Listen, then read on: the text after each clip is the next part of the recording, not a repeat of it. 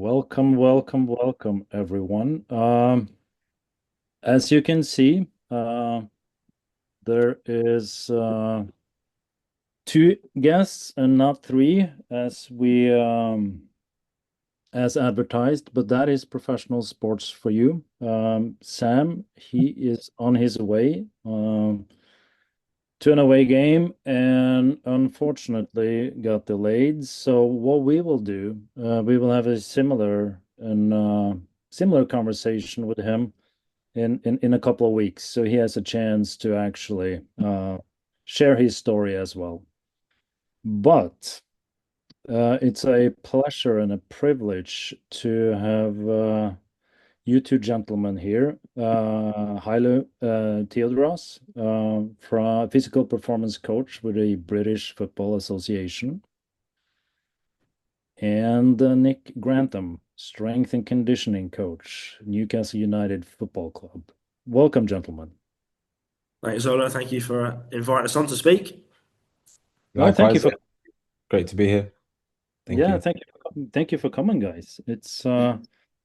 And it's a strange time, local time here in Europe to have a webinar for sure. But we have to make sure that we can fit into different people's schedules. So people will watch this now but also later. We're gonna have a conversation for about like 45 minutes, and we're gonna dive into speed and speed development. So I want to start first things first kind of thing, because it's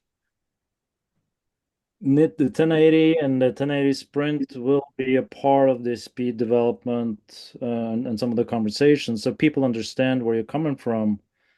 So when were you first exposed to the motorized resistance technology? And I'll start with you on this one, Hailu, because we actually have a pretty fun story when it comes to that, because it's a long time ago. Yeah, no, so I guess a very long time ago. So whilst I was working at Chelsea previously, you came in to deliver a presentation around, I guess, the suite of products that 1080 provide, and probably at that point in my career, fresh out of uni, fresh out of my sports rehab undergrad. So definitely the 1080 map system was definitely something of real interest for some of the work that we were doing there at the time. And then obviously had the opportunity to see what you guys were doing with the 1080 sprint one. So yeah, that was kind of my introduction to it. Probably didn't get an opportunity to kind of get hands-on with the equipment until much later. And primarily probably at my time had exposure to it when I worked with Speedworks. I know they had one down in one of the London venues, and then I finally managed to get a lot more hands on with things with it when the 1080 Sprint 2 came out during my current role at England. So yeah, I guess that would probably be the journey of which, yeah, to come to this point where I've been exposed to some of the 1080 products and 1080 Sprint 2 specifically. And how long have you been with the British FA, so people get a perspective on that? Yeah, so it's been coming up to 3 years now. Yeah, feels a lot. Doesn't feel as long as that. It feels like it's been quite quick. And feels still feel quite recent to the role. But had the opportunity to come in just before the Euros, which was a great experience. And then obviously now leading into the World Cup in the US. And then previous to that was Chelsea for 9 years, and then a brief period with Speedworks in between. And how about you, Nick? I know you had a visitor from Sweden for sure that you've been called one of my dear colleagues. Yeah. You you have a very close relationship, and share your story and perspective here. So similar to Hailu in that, we didn't just happen upon 1080 and go, right, that's it, we're going to start using it. There's a real innovation process that takes place over probably close to a decade, I think, if we actually go back.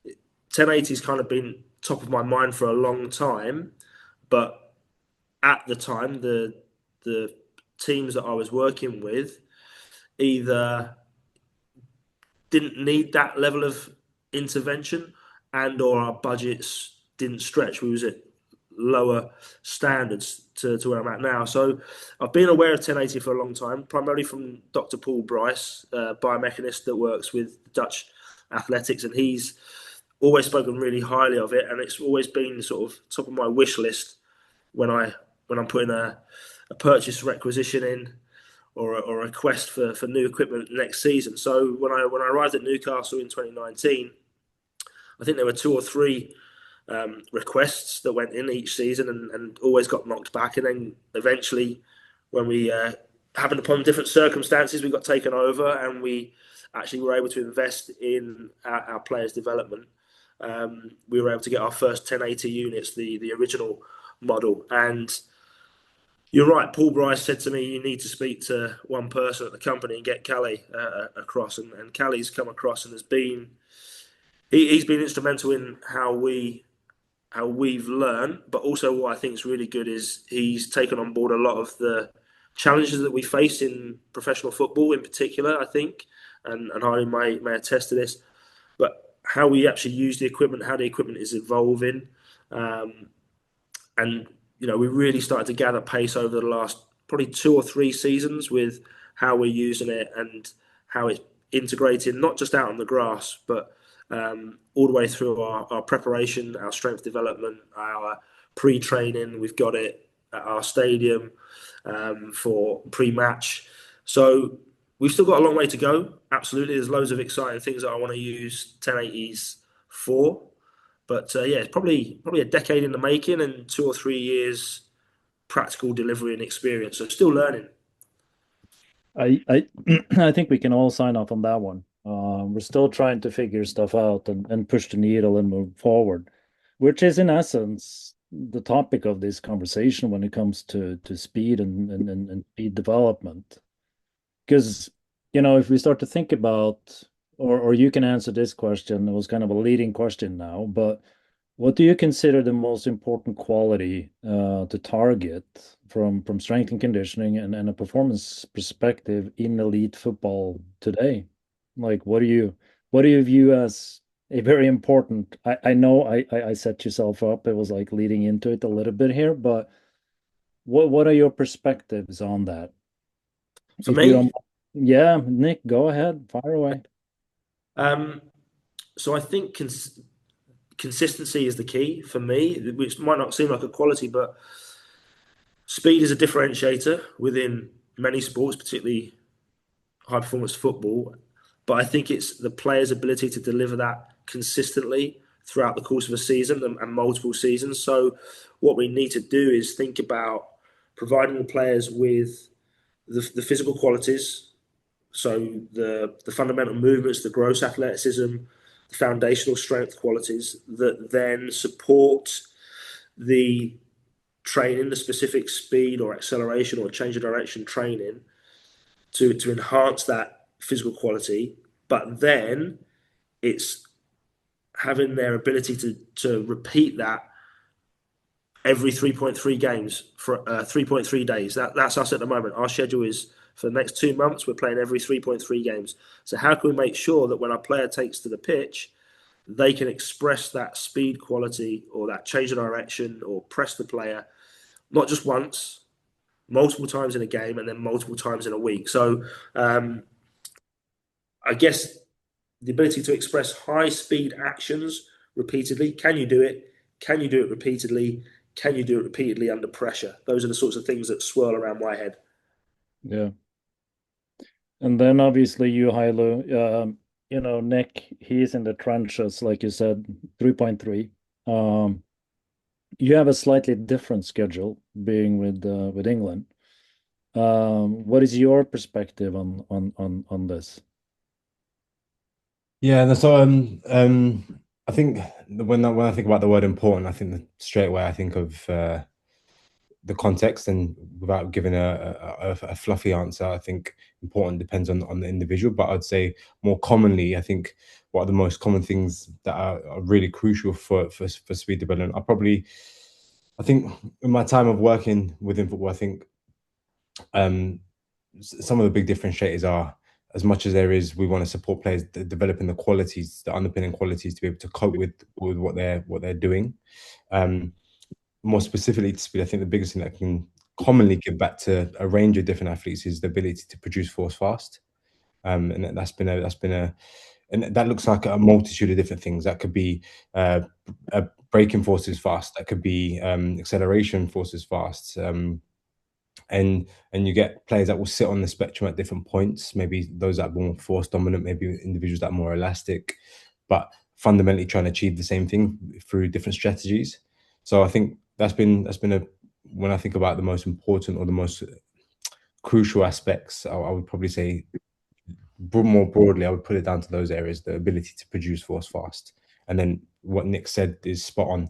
The nature of we have that within a tournament schedule, and I guess what they're doing now in the Premier League is repeating that tournament schedule over and over again across the year. So that the consistency and the ability to do that is fundamental, and it isn't just about achieving it one game. For us, it is okay as load accumulates.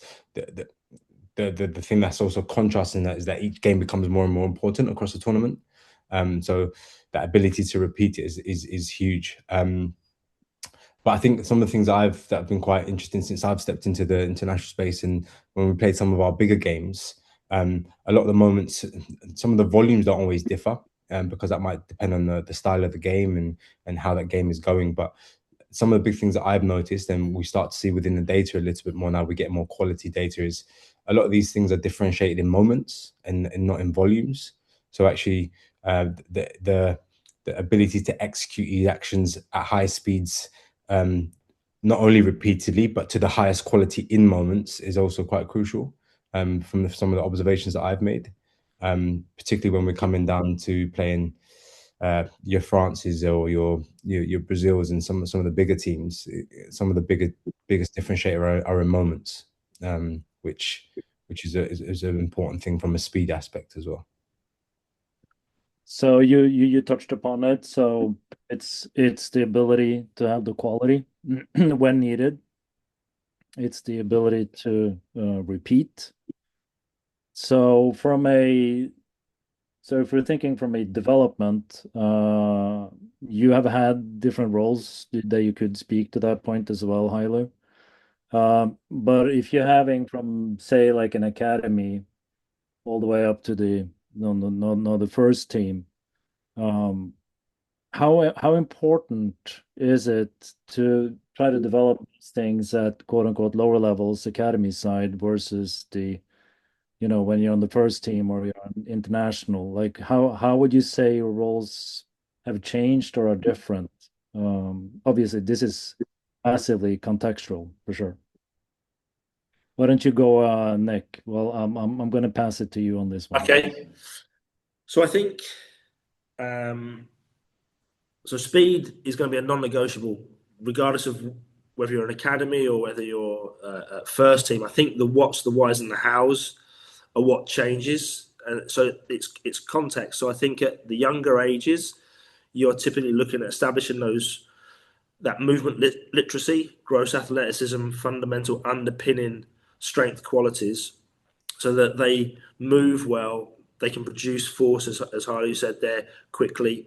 And then what you hope, it's not always the case, but what you hope is that by the time they mature to the first team level, you're polishing that diamond. They should hopefully, if the system is robust, they arrive with the underpinning strength qualities, good mechanics, good movement, and then the focus for me would shift to how do we optimize that speed? How do we individualize the stimulus that we give them within a congested season? And again, context and the level of the team that you're working with will dictate it. Previous clubs that I've been at, it was probably quite a developmental piece with the players because we didn't have amazing athletes. We had blue collar players that were strong and powerful, but not necessarily athletically gifted. So it probably might have looked much more like a developmental program. Whereas, I think in the current situation, I'm very fortunate that we have some outstanding athletes, And now what we're trying to do is make sure that we manage their exposure within these congested periods. And how do we not let speed drop off during the course of the season? How do we mitigate that drop? So it's about finding the smaller exposures on a regular basis. That's the key. Again, contextually, we still will have one or two players where there's a developmental piece. Maybe during injury rehabilitation, I can think of a player that I'm working with at the moment that wants to work on early acceleration, and we've built that into the rehab, and that will bleed through to his return to training and playing. So there will always be. Yeah, I'm a believer that even if we're at the top level, people say, "Well, you're never going to make. He's never going to be fast." Well, he might not be Usain Bolt fast, but he can be faster. He can be a better version of the player. And if that means he presses and closes the gap, the space half a second quicker, that means he's got a little bit more time on the ball to make a decision. That's great. So I think we've got that growth mindset. We're always trying to push, even with the first team. No, and I think you touched on something important there when it comes to the rehab. If you have players in rehab, it's actually a golden opportunity to actually work on specific things that you want to improve because you actually do have time to do so. It's a Yeah, window. It's a window of opportunity in a sense. yeah. We have very limited input into physical development in a professional football team, so we have to carve that time out in season with the starters. But yeah, if you've got someone coming back from a rehabilitation process, you actually find yourself with a block of time where you can actually work on some of those areas, and that's often when when you can see the light bulb goes on, and they're like, right, okay, and it's great when they come back even better than previously. Tyler, Can some I just gonna say, yeah, sorry, I jumped ahead. I was yeah. going to join in actually. So some thoughts and perspectives on that one. Yeah, I guess It- I guess I've been quite fortunate to probably have spent a lot of time in my role at Chelsea working right from nines through to 23s and on a daily basis, not necessarily moving from age group to age group, but probably every day across those 9 years there was an exposure to the older players, which was contrasted by in the evening with the younger players. And I think definitely enjoyed being able to see those I guess those contrasts physically between individuals and how they navigate that change. I think the biggest thing that you guys have touched upon is the scope to change some of those, not only because of the time and more of a consistent program, but also the opportunity to really have a strong chance of really shifting some qualities and some physiological qualities and I guess biology to some degree. And I think um, yeah, that is like Nick has said. I think that speed is never a negative in any sport. There's always a value to having that, and there's a real value to developing that. And some of the biggest things that I've seen, I think, with the younger groups is largely around, as much as there is around improving those strength qualities and those force capabilities and shifting their ceiling or lifting the floor, however you want to look at it. Also, the focus is the opportunity to teach people how to move in an efficient manner. Yeah, I think we probably, as an industry, gone ebbed and flowed within football around how much emphasis there is focused on that. I think there was a big shift around just focus on the strength qualities. But having seen how players navigate that growth, that period of growth, I think it's always been a focus. Actually, the value of actually constantly, while the body's changing, always focusing on refreshing and topping up on that movement education, and teaching individuals how to move in an efficient manner that sets them up to capitalize on the strength benefits that they develop later on. So yeah, that's probably what I would say in addition to all the things Nick has said, and I think probably would share the same perspectives that Nick shared with regards to the senior players. I don't necessarily view it as development that has to stop. I think development just takes a new form, and then largely that is largely dictated by the time available. and actually the fact that there is a multitude of things that or disciplines that want to take that time or want to. There's always going to be an area to develop, but the biggest conversations is around structuring that around an MDT and understanding where is time best spent. But for me, I still view speed development as helping individuals to tolerate the speeds that they're maybe not pushing their ceiling and getting them fast. They might be around developing their abilities to tolerate that load a bit more, and so that they can consistently produce those outputs. That might be yes, that might be in a rehab setting to try and nudge those qualities, or it might actually be specific aspects of speed that are really have a clear purpose to their position, whether that's a wide player who has a greater need for top speed qualities, or based upon a style of play, top speed qualities might be more desirable, or actually maybe a centre half, the constraints that he has or they commonly have to focus more on acceleration. For me, that still looks like development, and even if it is not a full week of a range of different speed modalities or speed training modalities. I think it can. I would still put them, even though they look different, I would still put them within the speed development bracket. So no, good. Because here, obviously, every player is unique.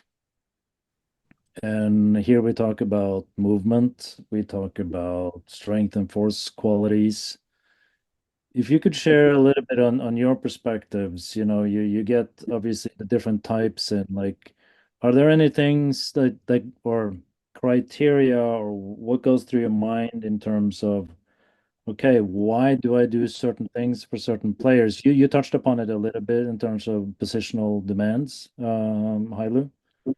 But are there certain things like why do you choose to start on movement or have a more of a greater emphasis on just movement literacy and coaching up that versus getting into the quote unquote force aspect or more of a strength perspective?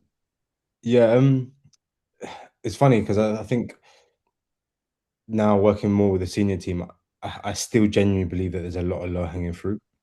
Not only from a force perspective, and as powerful as these individuals are, I still work with them day to day and think you've still got more. There's still more that we can get out here.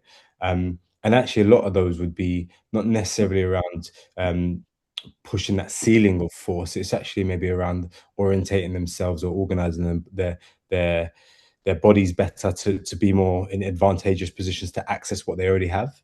And particularly around, yeah, I guess I have a passion for the skill and coordination aspects as much as it is around the traditional strength and conditioning aspects of things. Um, and I guess that sometimes lends itself well because it is something that can be regularly touched upon, and may not be as yeah as what's the word?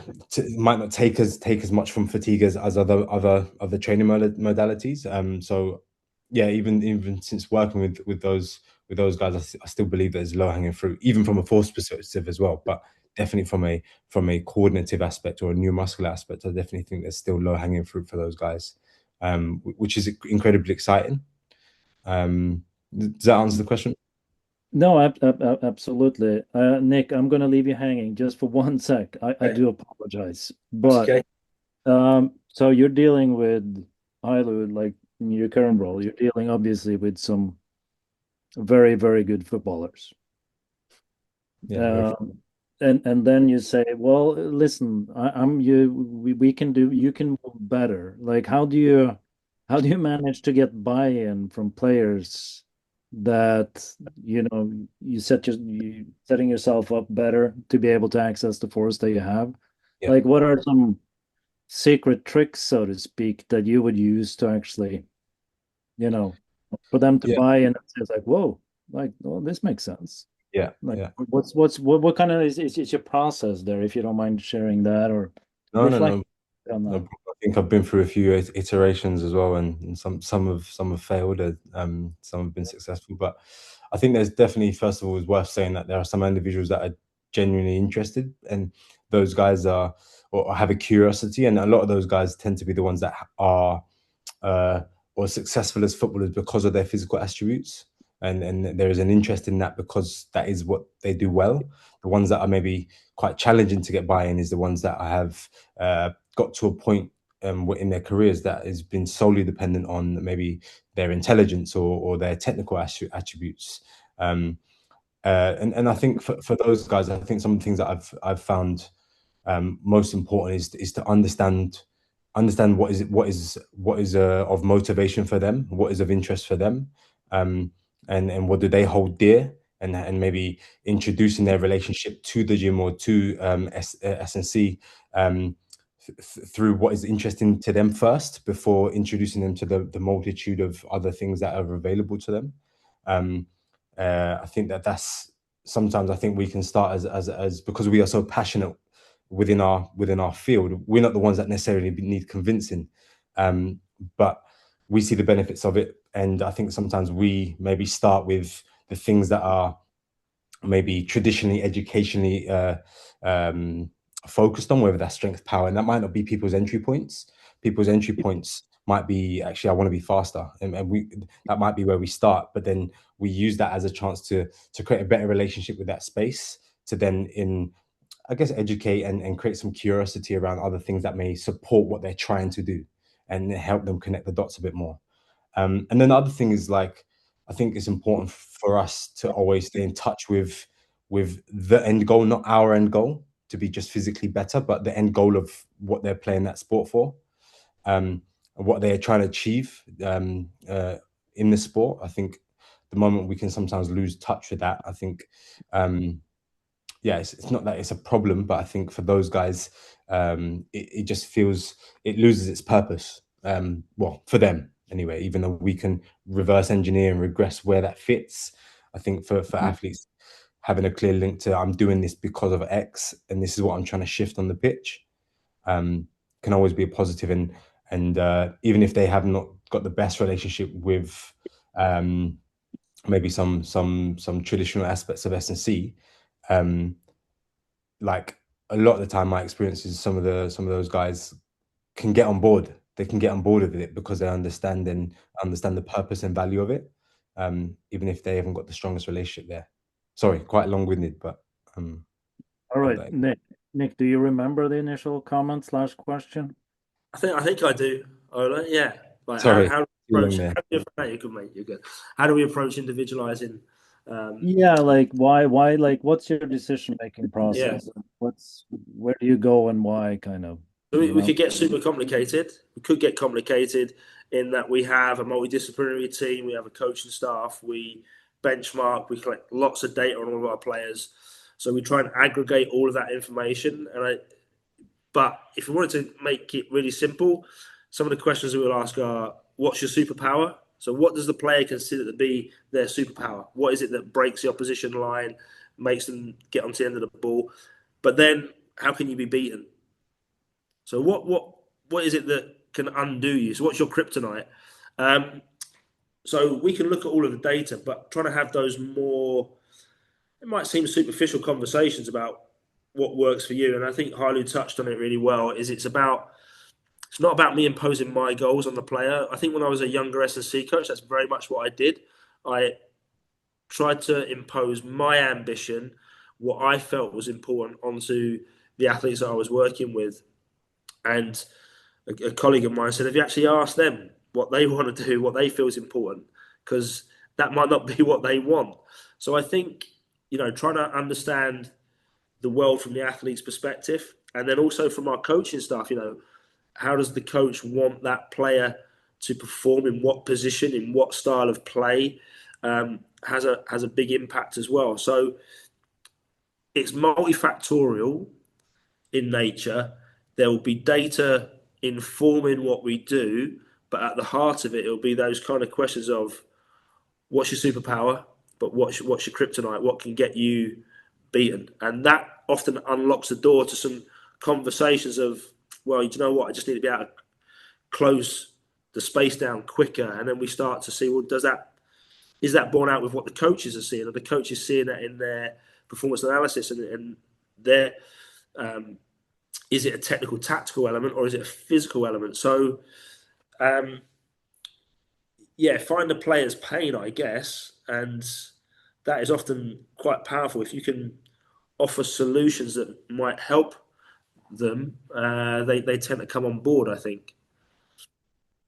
And these are extremely, I'm thinking of young professionals coming out, like the reflections that you just shared right now is so valuable to take a step back and getting to know the person in front of you, what triggers you, and then contextualize it, and from there establish or first actually establish a relationship, a rapport with the person, the player, Yeah, and I then think from there, that is that is so important and so valuable that you shared. So I appreciate that, especially because there's so many people trying to impose some sort of bias, or you need more of this and that and whatever.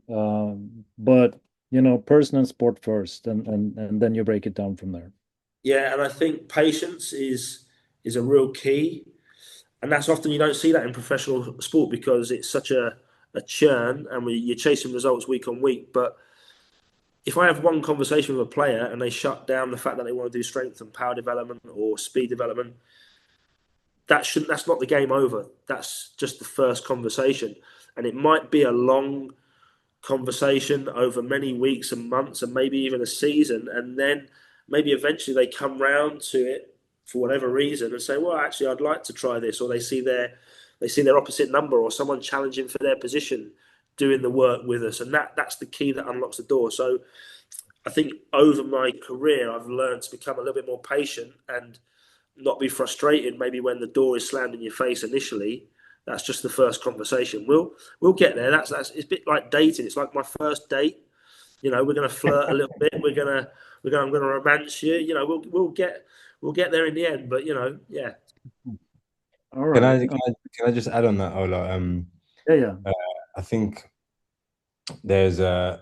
I think for us as I probably shifted my thoughts and since because the constraints with England is that we have guys that are coming from 16 different clubs all in one place who have all different experiences, historical experiences with strength and conditioning work, and for tournaments we have them for an extended period of time. um, and sometimes even this applies even at a club level, but I think sometimes I've shifted my perspective to being more around being ready for golden moments. So where are the golden moments in which we can create connection? So that might be actually there might be events within the game that might be opportunities to align to or attach to that might have a physical um, a relationship with. So okay, this happened in the game, and actually that might be an area of focus to negate some of these situations happening in the future, or it might be rehab. Rehab, I think rehab's an amazing opportunity to really shift a relationship or understanding or even to grasp and exploit some of the benefits of the work that we'd like players to do more. And I think that probably perspective has allowed me to respect that there is an organic nature to this, and much like you would tell a child many times until they have an experience where that is then heard in a different light. I think that is probably an element of, as much as we need to keep on pushing and driving day to day, we definitely still have to respect an organic nature and of an individual's experience where possible, while still doing our role and um, and what we need to do to keep players healthy day to day.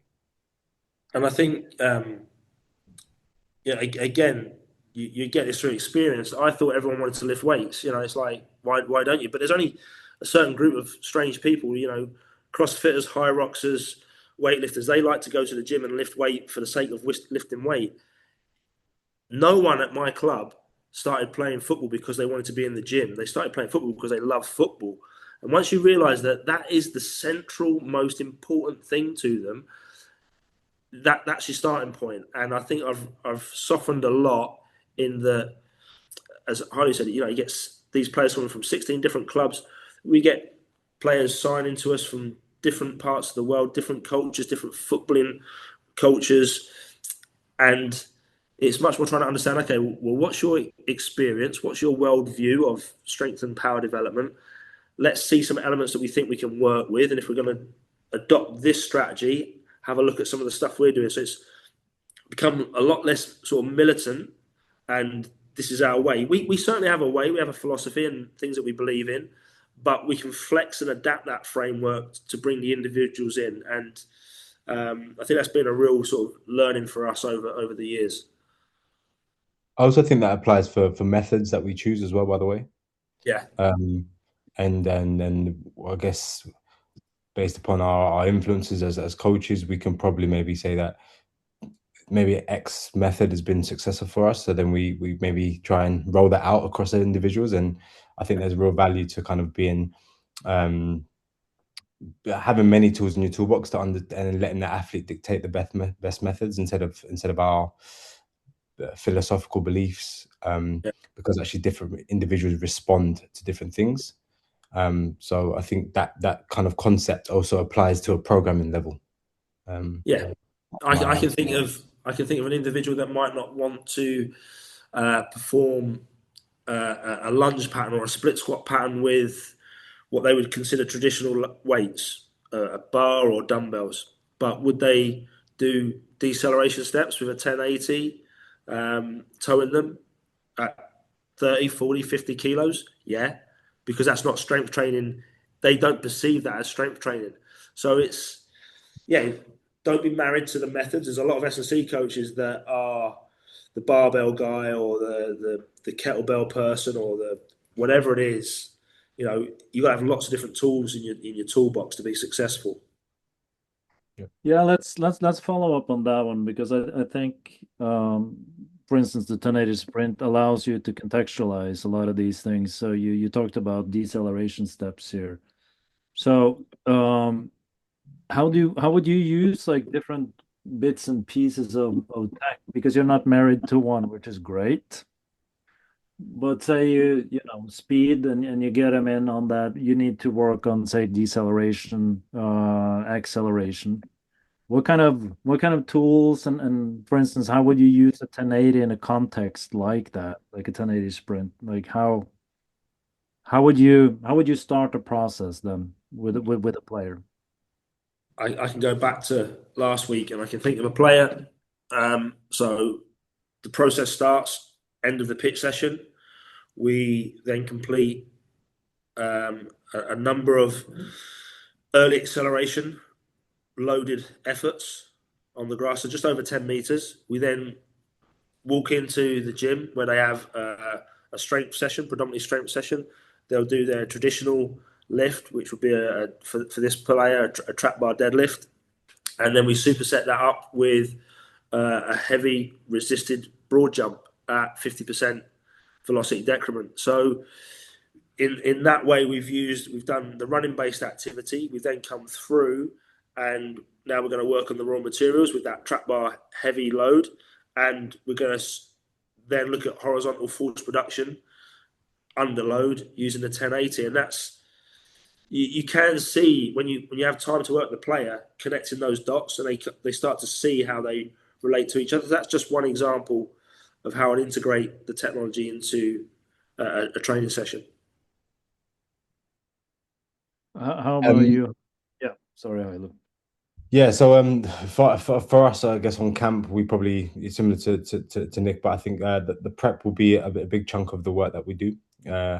I guess we've kind of shifted over the years where there is a real emphasis to kind of start sessions quick, which has shifted a real in a positive direction. It's shifted our prep to be a lot more dynamic.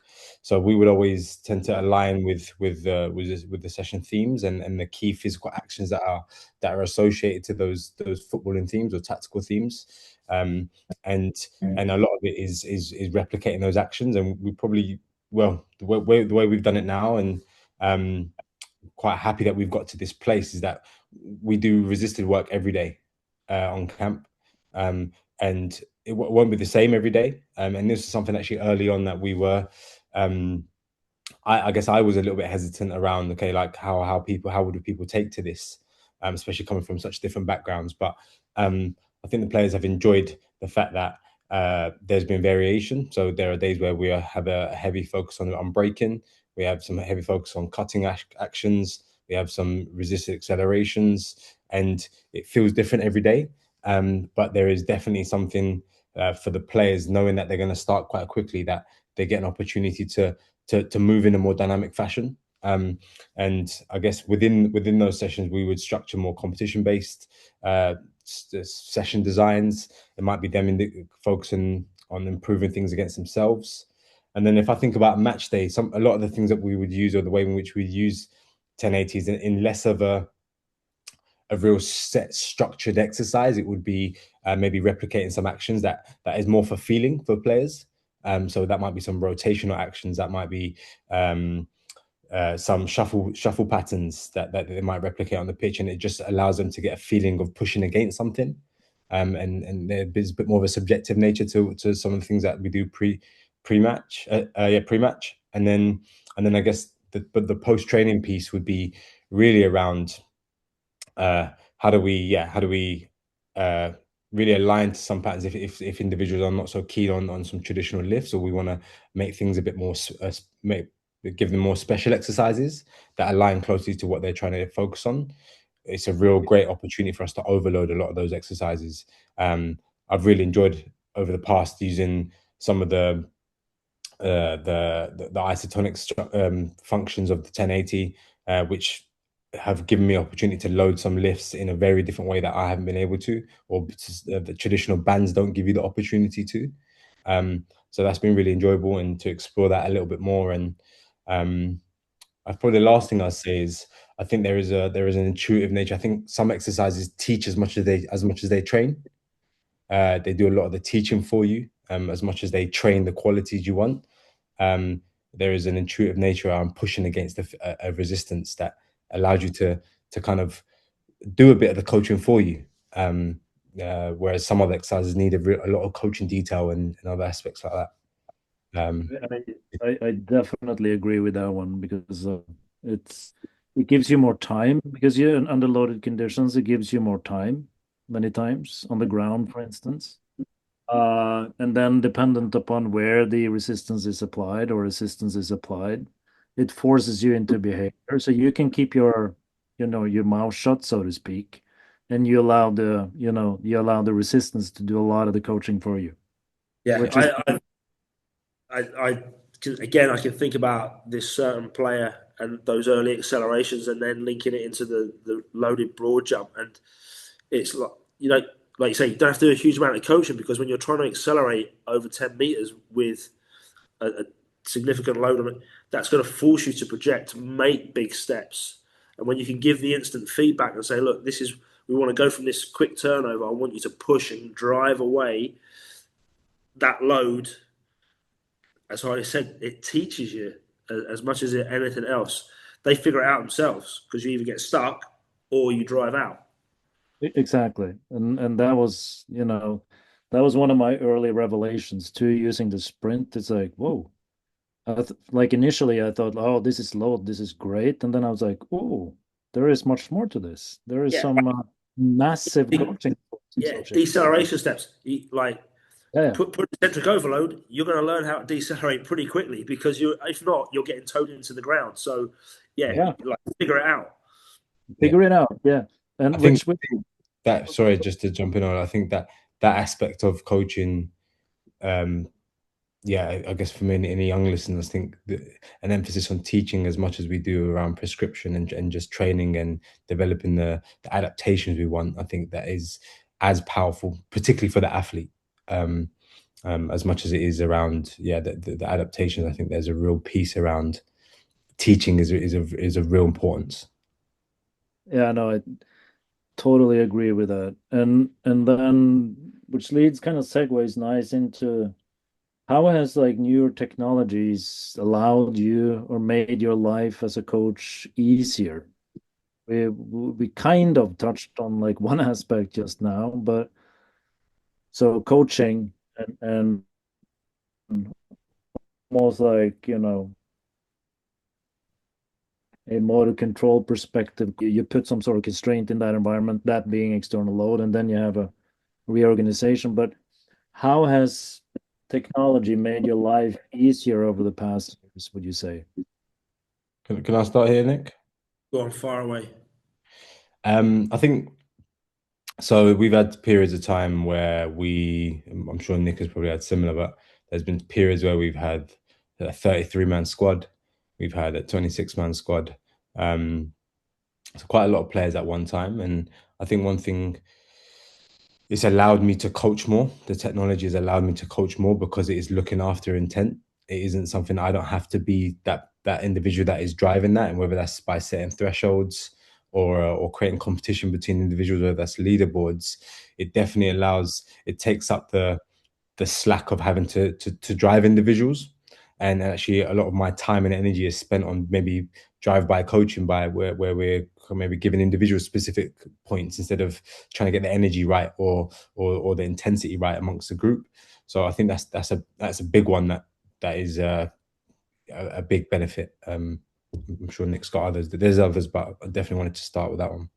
Yeah, I think everything you just said there, absolutely. It's that augmenting sort of feedback is really important. So it you haven't got to be a cheerleader.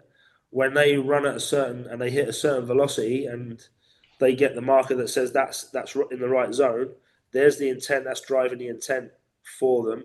I think it. I think the technology has started to help with decision making.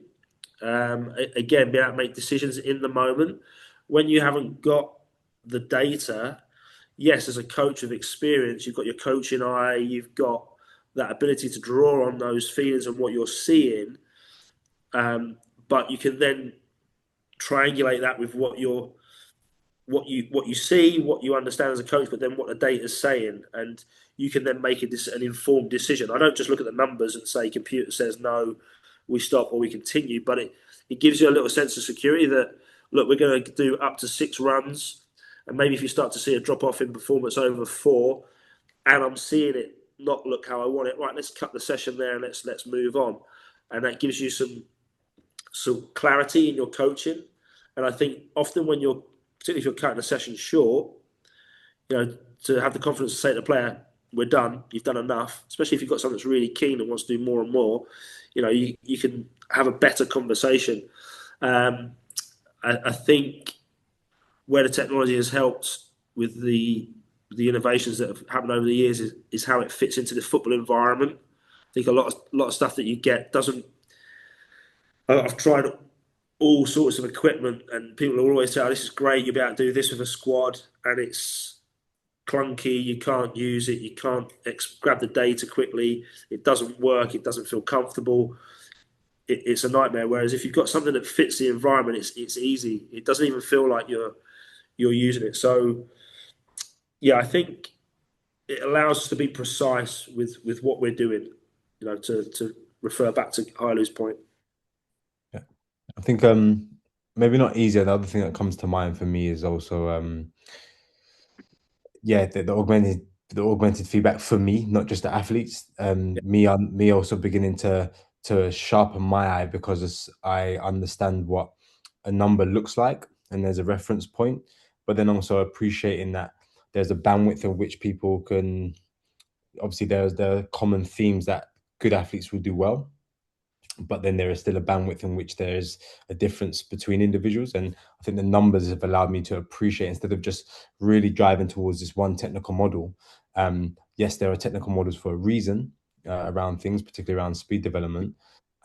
However, it's probably allowed me to appreciate that still people can still be just slightly outside of those technical models, but still be successful and understand. It's allowed me to probably cut the fat between what's important and what isn't, and maybe not try to force up individuals into boxes around exactly how they need to look, and actually what is effective versus also how they look. And there's probably a bit of a bandwidth there. And what things that come to mind is like individuals that might spend longer on the ground versus others. They might project out further than others do. They might spin their legs quicker than others, and actually appreciating that. Now that we have numbers that can give us a bit more clues around that, it allows me to appreciate that. No, actually, that isn't wrong or right. Actually, there is maybe we need to bring you guys closer to the middle, but there should still be room to for wiggle room for that, and my coaching should reflect that as well. I So think yeah, that that's goes to what we were talking about before, like the superpowers and how can you be beaten. Like they yes, might not, yeah, they might not necessarily look. I can think of people that don't look amazing, but they're effective.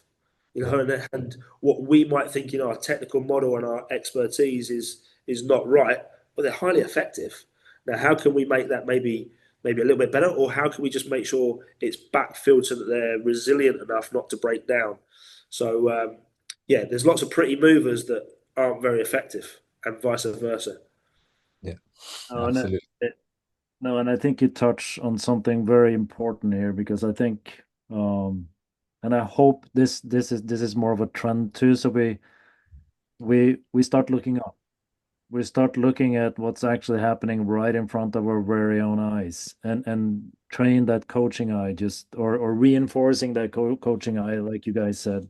I think it's very, very important because I've seen a trend towards looking into a computer or tablet or whatever, but you have someone moving right in front of you. That is the answer. And being able to train your eye and then have technology support that, I think is very, very important, and a message that I'm trying to drive home when I have the opportunity to teach my students. That So was a big because that was a big focus for us, Hoda, when Cal was here last week and we had some time together, and that was a big conversation piece. Instead of waiting for the computer to tell you what you need to coach or etc., it's just actually using it to help you answer some questions and still yep, staying curious with that. yep. Um, yeah, no, I think 1080's been great for that. I think I've really explored some things that are maybe a lot less traditional but are really cool, and it's been quite nice to actually get my own curiosity, like deep curiosity, back when it comes to like a specific product. I found myself kind of running away with some of the other guys at England, just kind of trying different things out and just seeing what this does to the numbers, and having a play. So yeah, it's been really super valuable for that. I think I had tons of questions prepared for you guys, and Yeah, we've only done about half. yeah, I was gonna say we got about halfway down the list, so it sounds like we have to do this again, and maybe have like a different emphasis or what have you. Because, for instance, like in the return to play, return to sport, that's a whole topic in can of worms by itself. So I don't even want to go there, gents. Yeah, My apologies, because if we open that up right now, we're going to be in some deep trouble. yeah, Mhm. So I think you already. I'm going to jump actually towards the end there, and I think we actually touched upon it just now because you've shared some of your new insights and actually motivations, Hailu, and curiosities and what have you. Yeah. So if you were to think ahead, Mhm. um, what can we and how can we improve? And then I think as a field, like moving forward, it's a big question, but like you Yeah. you are where you are because for a reason, and I know you keep on pushing the needle. Like, what is it that you guys see moving forward? How can we continue to improve? Because we cannot be say that, okay, now we've reached the ceiling, this is it. That would be famous last words. I think there's probably two strands I think about. I probably haven't got an exact thing, but I think the areas around uh just again the ease of coaching, for example, like what we briefly spoke about, but maybe like the opportunities to speak to the machine and actually to make that more seamless in terms of some of the transition between exercises or between players. Is there scope for innovation around that to kind of make the training environment even more seamless and allow people to get into things quick? It's already really quick anyway, but there's an opportunity to kind of accelerate that even further. So it becomes quite easy in a group setting to transition between individuals or to transition between exercises at speed. That might be something that's quite cool. And then I think the other pieces maybe around the integration with other systems could be cool to kind of to bring maybe more kinematic information into the system and to align those two pieces together would be quite cool. I think we do it on the eye, and there is definitely a value of being in that deep curiosity to kind of try things and see what it does to numbers, try things and see what it does with numbers. And I think there's an importance of that as a practitioner. But then there's definitely maybe an opportunity, I think, to kind of blend those two even closer. How about you, Nick? We've touched upon many aspects already, but I think the key learning for me, and even the last few weeks, because I've had more of an opportunity to work closely with a player using the technology in a blended manner, is the technology is great. Like it really is good, and all the advances that we're seeing in technology in high performance sport, AI, and you still got a coach. You still have to coach. And what the technology is doing is it's like the gateway for me to have the conversation with the player. So we can now start to have a really informed and really good conversation and understand. And it also is starting to highly touched on it, that curiosity. I'm going, right, well actually I don't just have to do this. How can I put this into the gym environment? How can I link this and talk about horizontal force production being the same as what he's trying to do vertically with the bar? So I think the technology and the data is super good. It's not going to replace the coaching. It's just going to sharpen what we do. That's the key. because if you stay curious, I think that's the name of the game here. Stay curious. Yeah, they like I'm the oldest person in our department, and I'm the one that's often banging the drum for technology. So I do get the fun poked at me that the old man's coming out onto the training ground with the latest tech. But it's exciting that what Yeah. we can do now. Because I remember 20, 30 years ago, and I just had a bungee to hold on to and work with, and you don't know how much force you're putting into that and what work rate is and what power's being produced. So now we can look at that and get it in session after the rep. It's for an old man, it's exciting. All right, gents. I think we have to wrap it up on this Friday night, that is. And I would like to thank you for your time this evening. And you know what? I hope actually to see you again soon, because I think there are more things that we could chat about when it comes to this. Like already said, we got through about half of the questions. I had a suspicion, but Yeah, I had to have some in the bank. So I hope yeah. everyone listening enjoyed it, and have a wonderful weekend.